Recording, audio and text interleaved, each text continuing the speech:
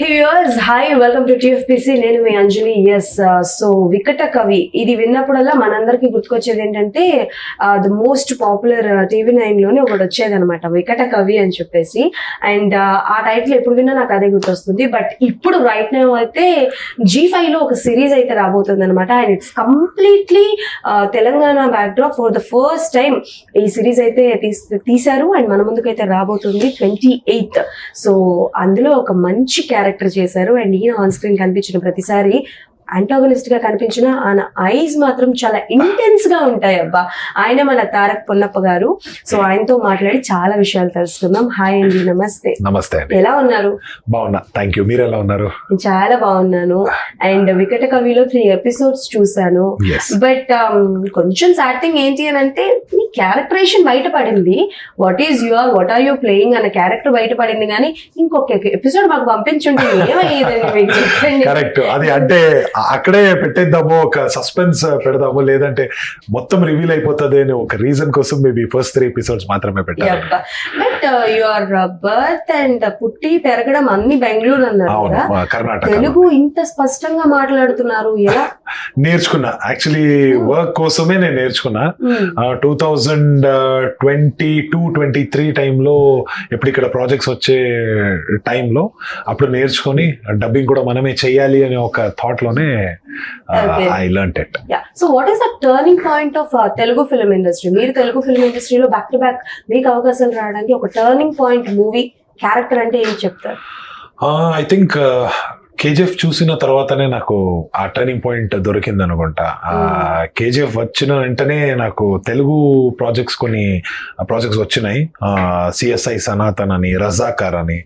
So ఆ తర్వాత as and when I started meeting people, ఇక్కడ కలిసినప్పుడు పెద్ద పెద్ద డైరెక్టర్స్ తో వర్క్ చేస్తున్న వాళ్ళని కలిసినప్పుడు నా ప్రొఫైల్స్ అక్కడ సర్క్యులేట్ అయ్యి స్టార్ట్ అయ్యింది. సో అప్పటి నుంచి I started getting bigger films and yes. Yeah, and you are a part of big projects like Devara 2, Pushpa 2 and KGF Chapter 2, KGF Chapter 1. అంటే లైక్ చెప్పాలేనంటే హిస్టరీని తిరగరాసిన మూవీస్ లోనే మీరు ఉన్నారు. ప్రతి మూవీలో చాలా కీ పాయింట్. ఎక్కడ మీరు పాప ఏం మాట్లాడలేరు. అదే ఇప్పుడు దట్ విల్ చేంజ్ అనుకుంటా. ఇప్పుడు వికట కవి చూసినప్పుడు, పుష్ప చూసినప్పుడు అది మొత్తం చేంజ్ అవుతుంది అనే ఒక కాన్ఫిడెన్స్ లో ఉన్నాయి ఇప్పుడు. So hoping for beautiful year end 2024. So బేసికల్గా మీరు వచ్చిన క్యారెక్టరేషన్, మీకు బాగా పేరు తెచ్చిన క్యారెక్టరేషన్ దగ్గర నుంచి మొదలు పెడతాం. KGF is also back drop of 90s కదా? 90s కాదు, ఇంకా కొంచెం ముందే, ఆల్మోస్ట్ 70s to 80s లో జరిగిన. 70s to 80s. దేవరా కూడా కొంచెం సేమ్ అది ఒక 90s. సో మీరు ఎప్పుడు చేసినా ఒక పీరియాడిక్ డ్రామానే చేస్తున్నారు. మీకు క్లిక్ అయిన ఈవెన్ పుష్ప కూడా కొంచెం అలాంటిదే, ఒక 2010 అలాంటి ఆ టైంలోనే. సో ఎప్పుడు బ్యాక్ డ్రాప్ కిందనే చేస్తున్నారు కాబట్టి ఈవెన్ వికట కవి కూడా ఒకప్పటి కథ 1940s. సో ఎక్కువగా ఈ కథలు వస్తున్నాయి కాబట్టి సో ఓకే, మీ క్యారెక్టరేషన్ డిఫరెంట్ గా ఉంటుంది. బట్ వాట్ ఈస్ జమీందార్ కొడుక్క ఎంత ఇంపార్టెన్స్ ఉంటుంది? మీకు బాగా నచ్చిన పాయింట్ ఏంటి మీ క్యారెక్టర్ లో?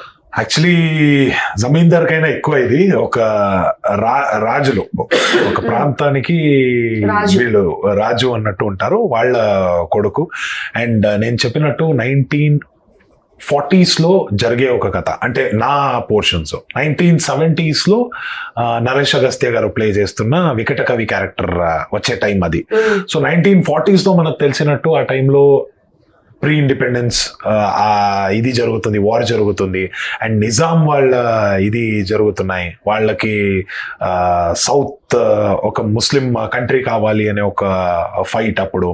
సో ఈ టైంలో ఈ ప్రాంతంలో తెలంగాణ ప్లేస్లో జరిగిన ఒక ఇదేంటి, కథ ఏంటి, అక్కడ ఎలా బాధపడ్డారు అందరూ, అండ్ ఒక సైన్స్ ఫిక్షన్ అన్నట్టు ఉంది వికట కవి. సో ఆ సైన్స్ ఎక్స్పెరిమెంట్లో ఏం జరిగింది, ఎవరికి ఏం ప్రాబ్లం అయింది అనేదే ఈ మెయిన్ కథ. సో అది ఇన్వెస్టిగేట్ చేసుకొని నరేష్ అగస్త్య గారు 1970s లో వస్తారు. సో ఇలాంటి ఒక కథలో వర్క్ చేస్తున్నది ఇట్ ఈస్ బ్యూటిఫుల్ థింగ్ అనే చెప్పొచ్చు. అది తండ్రి ఏమో సైంటిస్ట్, కొడుకేమో డిటెక్టివ్. బాగుంది సార్, చాలా బాగుంది.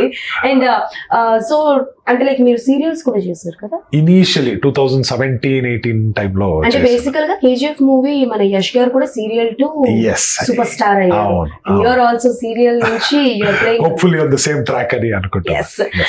సో అంటే మీరు గమనించిన డిఫరెన్స్ ఏంటి సీరియల్స్ లో సినిమాస్ లో?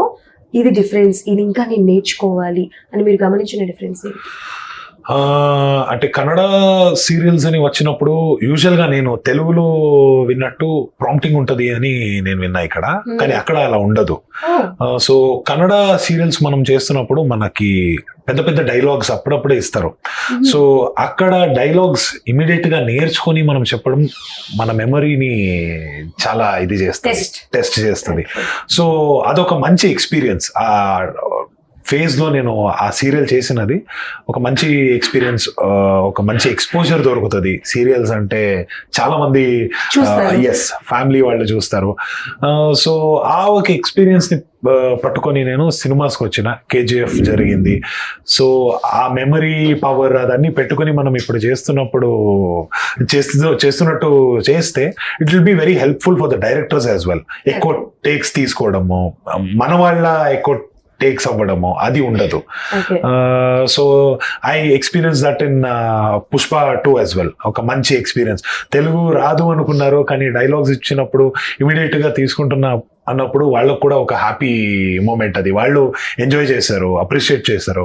So maybe that thing was something good from serial transition to the film transition. Okay, super. But serials చేస్తున్న మీరు మన ప్రశాంత్ గారి కంటే ఎలా పడ్డారు?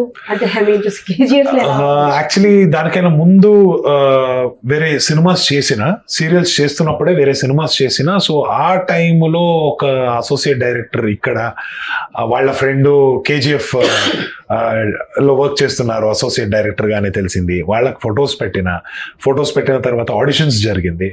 సో అవన్నీ ప్రాసెస్ అన్ని అయిన తర్వాత సలార్లో అంటే సార్ కొంచెం డిఫరెంట్ క్యారెక్టర్స్ కావాలి, లుక్ కావాలి అని అన్నారు. అది కుదరట్లేదు, ఎందుకంటే దేవరా చేస్తున్నాను కాబట్టి. ఆల్మోస్ట్ ఆ సేమ్ టైమ్ లో షూట్స్ జరిగింది కాబట్టి ఇది సెట్ అవ్వట్లేదు. క్యారెక్టర్స్ ఏమైనా బిల్డప్ అయ్యిందంటే చూద్దాము. దేవరా 2 మేబీ అది కూడా సేమ్ టైమ్ లోనే జరుగుతుంది అని నేను అనుకుంటున్నా. చూద్దాం ఎలా జరుగుతుంది. So it's completely out of the box question అండి. సో బేసికల్ గా తారక్ గారు బాగా వండుతారని తెలుసు. అంటే ఈ తారక్ కాదు, ఆ తారక్.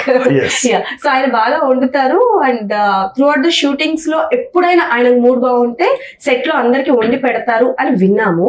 దేవరా సెట్ లో ఎప్పుడైనా జరిగిందా అలా during the shooting period? And ఆయన ఎలా ఉంటారు? యాక్చువల్లీ చాలా హ్యాపీగా ఉంటారు. నేను అది పర్సనల్ గా చూసినది జస్ట్ ఒక్కరితోనే. అది సర్ వాళ్ళ డూప్ ఒకరు ఉంటారు, గోపి అని. జస్ట్ వాళ్ళతో అలా ఇది చేస్తారు. లేదంటే యూజువల్ గా అది నేను వేరే ఎవరితో అది చూడలేదు. మేబీ ఆ క్లోజ్నెస్ ఉంటది కాబట్టి, అలా ఫన్ లవింగ్ పర్సన్ కాబట్టి వాళ్ళతో చేస్తారు, కానీ అందరితో అది నేను చూడలేదు. సో అంటే ఎన్టీఆర్ గారి గురించి మీరు వర్క్ చేస్తున్నాను, వచ్చింది దేవరాలు చేస్తున్నాము, ఇట్స్ అ బిగ్ ప్రాజెక్ట్ అన్నప్పుడు ఫస్ట్ డే ఆయనతో షూట్ చేస్తున్నప్పుడు అంటే లైక్ ఎలా మాట్లాడేవారు, ఎలా గ్రీట్ చేసేవారు? మీకేమనిపించింది for the first time shooting? నేను యాక్చువల్లీ ఫస్ట్ టైం సర్ని కలిసినప్పుడు చాలా ఒక సీరియస్ పర్సన్ అనుకుంటా, మాట్లాడారేమో అని నేను అనుకున్నాను. అవును, ఇన్ఫాక్ట్ ఆన్ ద సెట్ కూడా చాలా మంది ఉంటారు కాబట్టి అక్కడ విష్ చేయడానికి కూడా దొరకలేదు. తర్వాత సర్ సపరేట్ గా కూర్చున్నప్పుడు నేను వెళ్ళి మాట్లాడినా. అప్పుడు చాలా బాగానే రిసీవ్ చేసుకున్నారు. Welcome to the Telugu film industry అని ఒక ఇది చెప్పారు. సో యాక్చువల్లీ ఇప్పటి వరకు నాకు సర్కి పేరు పిలిచి ఒక ఇది రావట్లేదు. So it was just hi అండి, హలో అండి అలానే. అదే అల్లు అర్జున్ గారు అవును. కూడా ఉంది కదా, ఆయన కాంబినేషన్ లో ఉన్నాయి. ఎస్ ఎస్ ఎస్ ఎస్ అయిపోయిందా షూటింగ్? ఆల్మోస్ట్ ఇప్పుడు ఇంకా కొంచెం జరుగుతుంది, Mhm. మేబీ బై 15th అయిపోతుంది అని ఒక ప్లాన్ లో ఉన్నాం మనం. ఏంటి మీరు జాలరెడ్డి మీకు ఏమైనా సంబంధం అని చెప్పని ఇప్పుడు ఏమైనా చెప్తే కూడా అది రివీల్ అవుతుంది కాబట్టి అంత ఎంజాయ్మెంట్ ఉండదు Okay. సినిమాలో చూసినప్పుడు. Okay but it is going to be a very crucial character and ఒక ట్విస్ట్ పాయింట్ ఇచ్చే ఒక క్యారెక్టర్ అని చెప్పవచ్చు. ఓకే. సో బట్ మీరు నాకు తెలిసి యాజ్ అన్ హీరో కూడా కొన్ని సినిమాలు చేశారు. అవును, కన్నడలో చేశాను. బట్ తెలుగు ఫిల్మ్ ఇండస్ట్రీకి వచ్చేటప్పటికి మాత్రం యాంటోగనిస్ట్ క్యారెక్టర్లు ఎక్కువ కనిపిస్తున్నారు. ఇప్పుడు ఇనీషియలీ కదా స్టార్ట్ అవుతున్నారు కాబట్టి అంటే మేబీ ఎక్కడైనా ఒక చిన్న భయం ఉందా, ఇదే కంటిన్యూ అయిపోతుందేమో, యాంటోగనిస్ట్ గానే ఎక్కువ కనిపిస్తున్నాం, ఒక అది ఏమంటారు అని అంటే స్టీరియోటైప్ చేసేస్తారు. హా, అది యాక్చువల్లీ ఆ భయం అయితే ఉంటది, కానీ అదని మన చేతిలోనే ఉంటది అని నేను అనుకుంటున్నా. ఎందుకంటే ఇప్పుడు మన వికట కవికి వచ్చినప్పుడు I play a positive character. So అది చాలా కేర్ఫుల్ గా నేను చూసి ఇది సెలెక్ట్ చేసుకున్న ఒక క్యారెక్టర్ వికట కవిలో. సో ఈయన కల్ప్రిట్ కాదు, ఇప్పుడే చెప్పారు. సో ఒక పాజిటివ్ క్యారెక్టర్ కాబట్టి నాకు ఈ వెబ్ సిరీస్ చాలా నచ్చింది చేద్దాం అనేది. అంటే ఈవెన్ ఆడియన్స్ చూస్తున్నప్పుడు వాళ్ళు కూడా స్టీరియోటైప్ చేయరు, ఓకే నెగిటివ్ కే ఇడు సెట్ అయిపోతాడు అనేది. సో అలాంటి ఒక థాట్ లో వెళ్తున్నాను కాబట్టి మేబీ ఫ్యూచర్ లో ఇప్పుడు నెగిటివ్ చేస్తున్నా, ఫ్యూచర్ లో పాజిటివ్ లో చూస్తారనే ఒక కాన్ఫిడెన్స్ ఉంది. Okay. What is your dream role అండి? డ్రీమ్ రోల్ అని ఒక పర్టికులర్ రోల్కి నేను సెట్ అవ్వట్లేదు. చాలా క్యారెక్టర్స్ చేయాలి, ఆ వర్సటైలిటీ చూపించాలి అనే ఒక థాట్ లోనే నేనున్నా. సో పర్టికులర్ రోల్ అనేది ఇప్పటి వరకు నేను అనుకోలేదు. వచ్చిన రోల్ మీద హోంవర్క్ చేసి దాన్ని ఎంత బెస్ట్ గా అవుతుందో కన్విన్సింగ్ గా చేయొచ్చో అలా చేద్దామనే ఒక థాట్ లో. So as we met for the first time కాబట్టి ఐ డోంట్ నో మీకు మూవీ బ్యాక్గ్రౌండ్, ఇండస్ట్రీ బ్యాక్గ్రౌండ్ ఏమైనా ఉందా? లేదు. సో స్ట్రగ్లింగ్ పీరియడ్స్ అనేది ఉండే ఉంటుంది. ఖచ్చితంగా ఉంటది. అది ఎక్కువ నేను కన్నడ సినిమాస్ చేసే టైంలో నేను అది చూసిన, ఎందుకంటే అప్పుడు నేను స్టార్ట్ చేసిన టైం 2015-16 టైంలో చిన్న చిన్న సినిమాస్ జరిగే టైంలో డిలేస్ అవుతుంది, లేదంటే సినిమాస్ ఆగిపోతుంది.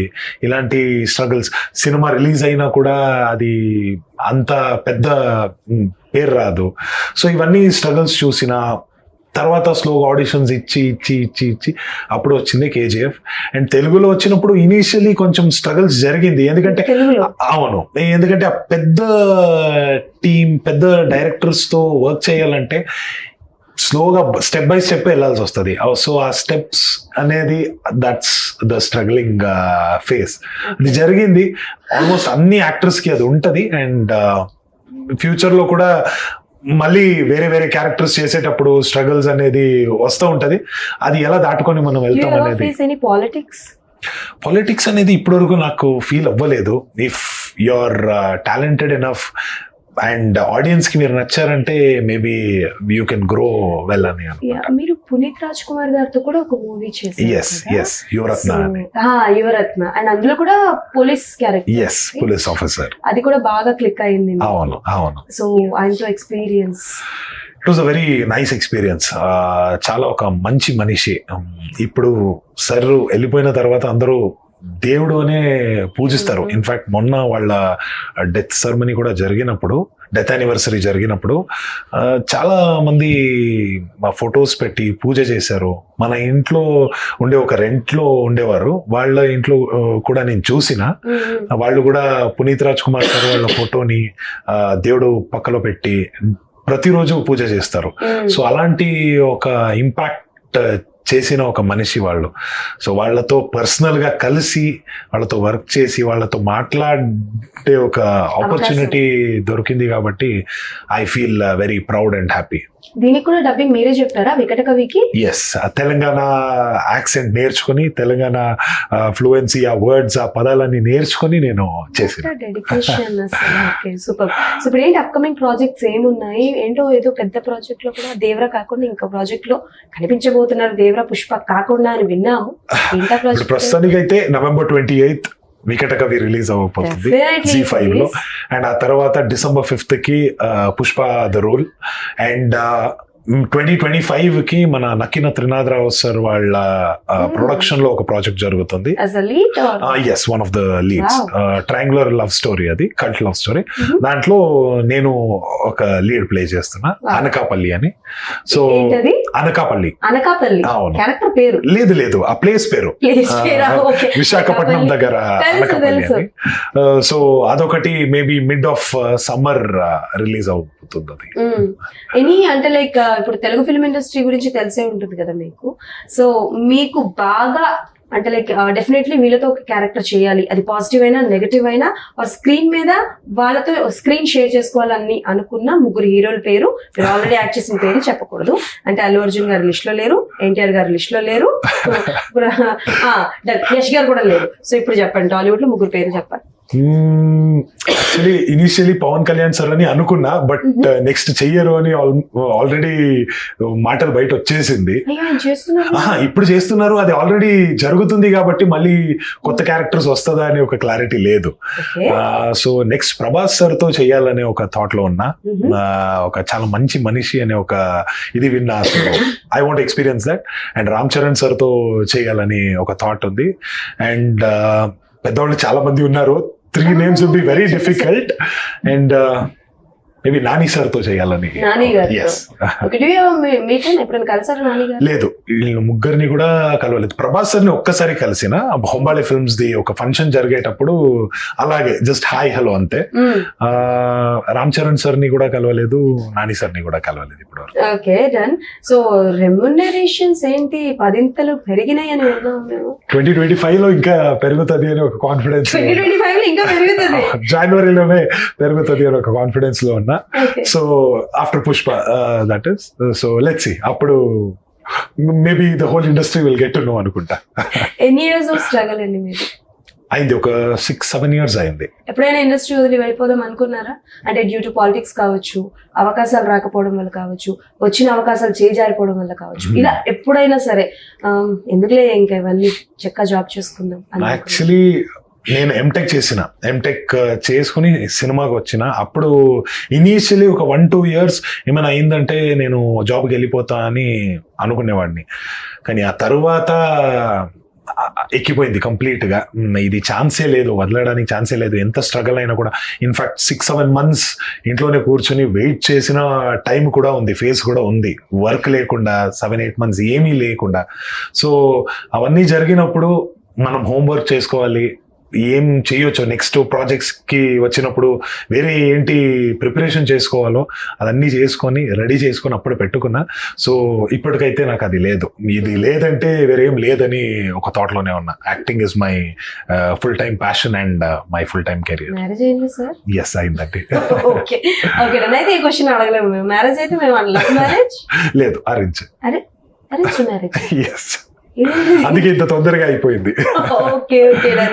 సో వికట కవి సూపర్ సక్సెస్ అవ్వాలి అని ఇంకో 3 episodes మాకు పంపించమని మీరు చెప్పాలని. 28 ఇంకేంటి, ఇంకా కొన్ని రోజులే ఉన్నాయి. సార్ ఇవాళ డేట్ ఎంతో మాట్లాడుకుందాం సార్. ఇప్పటికీ అప్పటికి ఎన్ని రోజులు ఉందో తెలుసా? అప్పటి వరకు మేము టెన్షన్ తో అయిపోవాలి, ఈయన ఎప్పుడు వస్తారు, ఈయన ఏంటి. అప్పటి వరకు మీరు కూడా ఇమాజిన్ చేస్తారు, ఓకే క్యారెక్టర్ ఇలా ఉంటదేమో, ఈ క్యారెక్టర్ ఇలా వస్తుంది. ఎగ్జాక్ట్లీ. సో అది అన్ని చేంజ్ అయ్యి ఒక డిఫరెంట్ స్టోరీ మీ ముందు వచ్చినప్పుడు మీరు ఇంకా ఎంజాయ్ చేస్తారు దాన్ని. సో 28th వరకు మనం వెయిట్ చేద్దాం. డెఫినెట్లీ అండి, we are waiting and all the best. So Tarak Konnappa గారి పేరు ఇంకా ఎక్కువగా వినిపించాలని మనస్ఫూర్తిగా కోరుకుంటున్నారు. అండ్ మీరు అప్కమింగ్ ప్రాజెక్ట్స్ మీరు ఎవరెవరితో అనుకున్నారో వాళ్ళందరితో చేయాలని మనస్ఫూర్తిగా కోరుకుంటున్నారు. Thank you so much. So అది సంగతి అనమాట. సో 28th November అందరూ మన G5 లో స్ట్రీమ్ అవ్వబోయే వికట కవి చూడండి. అండ్ ఎలా ఉంది ఏంటి అన్నది కింద కమెంట్స్ లో మెన్షన్ చేయండి. మళ్ళీ ఇంకో ఇంటర్వ్యూతో డెఫినెట్లీ మీ ముందుకు వచ్చేస్తాను. అప్పటి వరకు కీప్ వాచింగ్.